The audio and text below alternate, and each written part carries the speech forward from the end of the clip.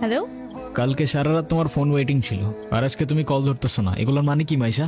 আম্মুর বাসার দিকে আসছি, এখানে তো নেটওয়ার্কের সমস্যা। কোথায় এখন তুমি? আমি বাসায়, আর কোথায় থাকবো? তোমার আশেপাশে কেউ আছে? আম্মু আছে তো, বেশিক্ষণ কথা বলতে পারবো না। একটু বের হইতে পারবো আজকে? আরে না, বললাম তো আম্মু আছে, আমি কিভাবে বের হবো বলো? নীরব, আমি জানি তুমি আমাকে অনেক খারাপ ভাবতেছো। তোমার কি মনে হচ্ছে? কি ভাবা উচিত তোমাকে? তোমার পাশে তো তোমার আম্মু না। কোথায় তোমার আম্মু? আন্টি? তুমি ওর সাথে এভাবে কথা বলতেছে কেন? এ ভাই, তুই কে রে ভাই? মাইশা, তুমি কিছু বলতেছো না কেন? কি বলবো? মাইশা, তুমি চলো তো আমার সাথে। আমি বুঝতে পারছি ও তোমাকে ভুলভাল বুঝেছ। আর যাই হোক, আমি তো তোমাকে চিনি। আমি কথা দিচ্ছি, আমি সবকিছু ভুলে যাবো, তুমি আমার সাথে চলো। তোমাকে ডিসাইড করতে হবে, তুমি কার সাথে যাবা, আমার সাথে নাকি তার সাথে?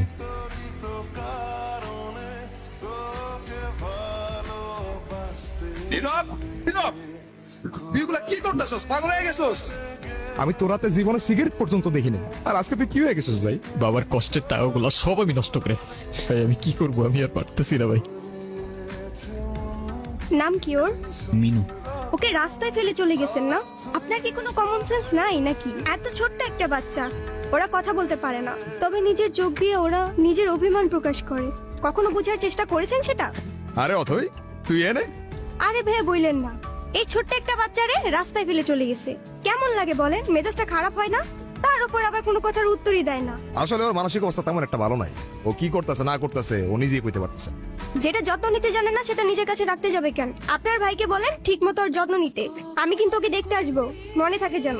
তুই কি লিখে ভেঙে বলতেছিস? কই যাস? মিনুরে খাবার দিতে ভুলে গেছিলাম ভাই। আমার এই কবুতরের নাম রাখছি লক্ষ্মী। হাই মিনি, এটা ওর জন্য।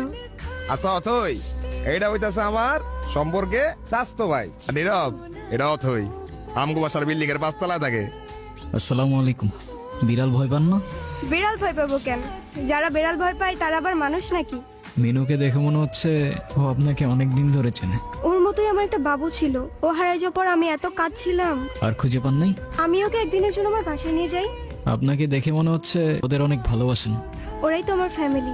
একা থাকেন নাকি এখানে? ছোটবেলা থেকেই বাবা মা কি জিনিস আমি জানি না, বাবা মার ভালোবাসাটা কি সেটাও বুঝিনি কখনো। কেউ কেউ এই ভালোবাসাটা পায় না, আর কেউ সেটা পেয়েও সেই ভালোবাসাটার ভ্যালু দিতে জানে না। কফি নিয়ে আর কতক্ষণ বসে থাকবা? কিছু অর্ডার করবো না? ট্রিটটা কিন্তু আমার। আর তারপর আপনি ওর জন্য পড়াশোনা বাদ দিয়ে ব্রিজ থেকে লাফ দিতে গেছেন। এই যুগে কেউ কারোর জন্য মরে? মজা নিচ্ছো না? আপনি অনেক ভালো একটা মানুষ। নিজের জীবনটা কিভাবে শেষ করে দিয়েন না। লাইফ সবাইকে একটা সেকেন্ড চান্স দেয়, হয়তো আপনাকেও দিবে, সেটাকে ইগনোর করেন না। আমি জানি তুমি আমার সাথে কথা বলতে চাও না। অনেক বড় ভুল করছি নীরব। তুমি আমার সামনে থাকা সত্ত্বেও আমি ভুল মানুষটাকে চুজ করছি। আমি তোমার লাইফে ব্যাক করতে চাই নীরব, প্লিজ আমাকে ফিরিয়ে দিও না। Sorry, wrong number. তোমরা টেনশন করো না তো। নীরব, তুমি এখানে কোথাও যাচ্ছ নাকি? কোথায় যাব? তোমার এই অবস্থা কেন? সবকিছু ঠিকঠাক আছে তো? আমার কিছুই ঠিক নাই নীরব। রনি আমার লাইফটা একদম শেষ করে দিছে। তুমি কাউকে কিছু বলো নাই কেন? বলার সুযোগই পাইনি। ওর জন্য আমি আমার লাইফ, আমার ফ্যামিলি সব কিছু হারাইছি। বাদ দাও, যা হবার তো হয়েই গেছে না। ভালো থাকার চেষ্টা করো, জীবন অনেক সুন্দর। আমি তোমাকে ছাড়া কখনোই ভালো থাকতে পারবো না, এটা তখন আমি বুঝিনি। দুনিয়াটা কি আজব, তাই না? বিশ্বস্ততার এই দামটা কেইবার বোঝে? আজকাল তো চিটাররাও চিট করে লয়ালিটি খুঁজে। এই নাও চকলেট। এই তোমার এই চকলেট কিনতে এতক্ষণ লাগে? আর মামা কই? আরে খুঁজেই তো পাচ্ছিলাম না। উনি কে?